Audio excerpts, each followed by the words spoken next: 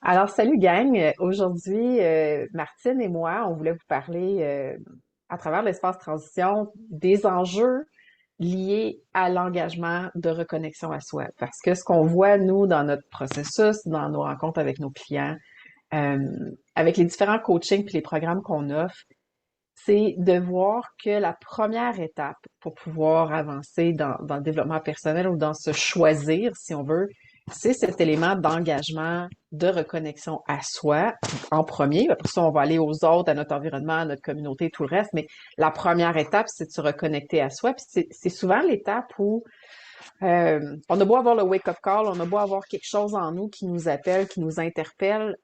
Qu'est-ce qui nous amène à faire ce premier pas-là? Euh, puis de faire un changement ou du moins aller l'explorer. Mhm.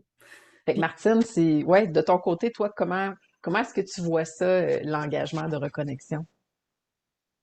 l'engagement de reconnexion, ben, tout d'abord, c'est souvent par une prise de conscience de qu'est-ce qu'on vit.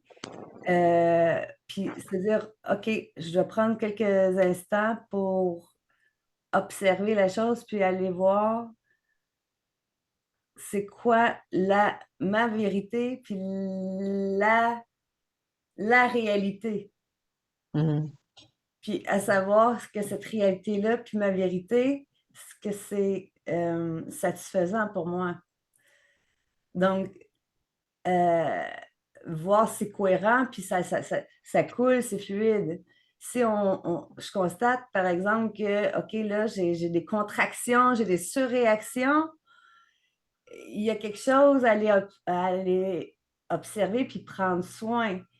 Puis peut-être, c'est de faire des changements, ne serait-ce un petit changement qui va faire la différence. Puis parfois, ça peut être un changement majeur. Donc, pour ce faire, c'est ça, il faut être attentif et attentif. Puis, quand, bien souvent, la clé, c'est quand on a une surréaction, puis malheureusement, l'être humain, on entend souvent, on attend qu'il y ait une surréaction, une expérience de vie qui nous fait réagir fortement pour faire des changements. On n'a pas besoin nécessairement d'attendre à ça, mais bien souvent, quand on réagit fortement, c'est que bien souvent, on a toléré quelque chose trop longtemps. Puis là, ça nous fait réagir, puis ne serait-ce juste des petits indices. Il y a comme des liens qui se créent dans l'observation, le son ou même l'odeur de quelque chose qui fait en sorte qu'on surréagit fortement. Donc, je pense qu'il y a quelque chose à aller voir là. Puis, à savoir qu'est-ce que je pourrais mettre en place en moi en tant que personne qui réagit et non mettre ça sur l'autre personne ou le groupe le fait réagir. Moi, qu'est-ce que je peux faire comme changement, vu que j'ai cette prise de conscience-là de ma surréaction? Qu'est-ce que je peux mettre en place pour que ça soit plus léger, puis cette prise de conscience-là m'amène plus loin dans mon cheminement pour que je sois de mieux en mieux avec moi-même, donc avec mon environnement qui m'entoure. Hmm.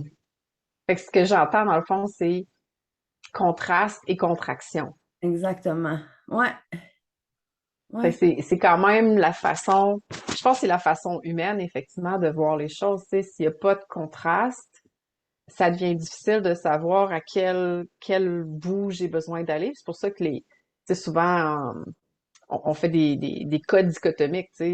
Est-ce que ça marche? Oui. Bon, tu vas à droite, tu sais. Si ça marche pas, tu vas à gauche. Il y a comme, on aime l'humain dire oui ou non. Tu sais, le code binaire a été ouais. inventé parce que c'est instinctif. Mhm.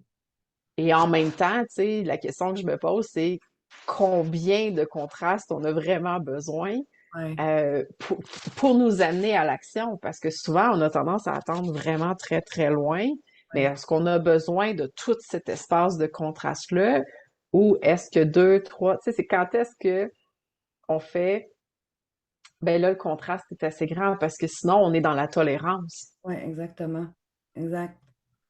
Et une tolérance de toxicité, tu sais, parce qu'on tolère des choses qui sont tellement à l'extérieur de ce qu'on voudrait, Ouais. mais qui nous amènent pas encore à l'action. Fait que l'engagement, c'est ça, c'est le jeu entre tolérance contraste et contraction. Je pense que c'est Exactement. comme Ouais, le ouais, petit jeu critique, là. exactement, exactement. Puis tu sais, en même temps, ce jeu critique-là, c'est que quand on l'aperçoit, c'est qu'il y a beaucoup d'apprentissage en arrière. Mhm. Puis, bien souvent, en arrière de ça, c'est la communication par rapport à soi, puis par rapport aux autres. Mm. Une sorte de communication.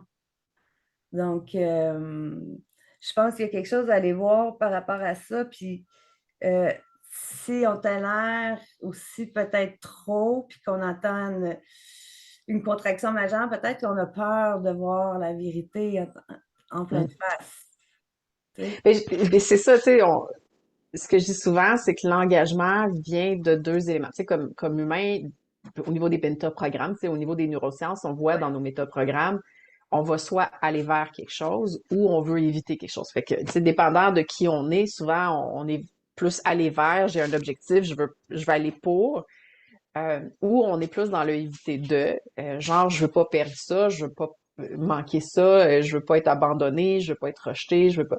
Fait ouais. que dépendant où on se situe, souvent, on est dans un ou dans l'autre dans nos vies, selon les contextes, mais je pense que quand on est dans l'engagement à la reconnexion à soi, ce qui est l'élément déclencheur, c'est que ça prend un peu des deux. Ça prend que le éviter de, ce que j'essaie d'éviter, commence à me coûter cher, Ouais. puis ça me fait mal, Mhm. ou ça fonctionne pas. Il y a quelque chose de criant dans j'essaie d'éviter ça, mais ça marche pas. Ouais. Mais ça prend aussi une partie de je veux aller vers ça parce que je sais que c'est mieux pour moi, parce que je sais que je suis capable d'aller plus loin dans l'atteinte de mon potentiel. Je peux être plus heureuse, je peux être plus curieuse, je peux être plus créative, je peux être plus en vie, je peux être plus en mouvement. Il y a comme un plus que je cherche à avoir aussi. Je pense que ça prend un peu des deux pour que les gens décident, non, à partir d'aujourd'hui, je m'engage à me Mm. reconnecter à moi. Exact. Puis, tu sais, par rapport à éviter de, puis aller vers, c'est sûr, être que dans le éviter de, c'est très drainant. Ça prend beaucoup d'énergie. Ouais. Ça draine vers le bas. Puis même, ça va même vers le déni, tellement éviter, éviter. Donc, si on est dans le déni sans cesse, c'est comme impossible d'aller goûter notre, notre beauté intérieure, notre plein potentiel ou qu'est-ce qu'on peut comme émaner là, autour de nous, là, tu sais. Fait que, tu sais, c'est facile de dire je veux pas ci, je veux pas ça, mais oui, mais qu'est-ce que tu veux à la place? Puis, tu sais, go for it vers ça, tu sais. Mets Ouais. ton énergie vers ça, puis c'est beaucoup.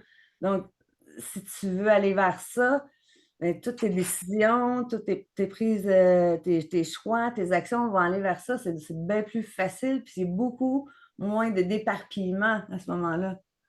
Mhm. C'est plus focus vers qu'est-ce que tu veux goûter, là. Mais c'est que la direction, tu sais, c'est toujours plus facile d'aller vers quelque chose quand on sait c'est quoi l'ultime destination, tu sais. Ouais.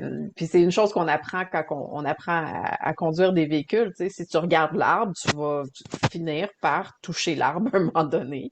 Euh, Même chose quand tu es en ski, si tu fais juste concentrer sur les arbres sur ta descente, c'est sûr que tu vas en frapper un. Faut que tu vises le blanc entre qui est la neige pour venir à bout de descendre, tu sais.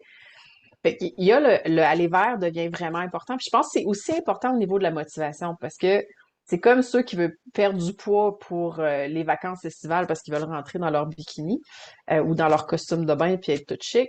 Et homme ou femme, je pense que, tu sais, tout d'un coup, il y a comme une pression, il y a le éviter de, je veux éviter d'avoir de la gros ou de pas être bien ou de pas si. Mais le éviter de, je pense qu'il perd de la motivation beaucoup plus rapidement. Ouais. C'est-à-dire que la minute que le danger ou l'intolérable ou l'inconfortable diminue, Mm. Ça.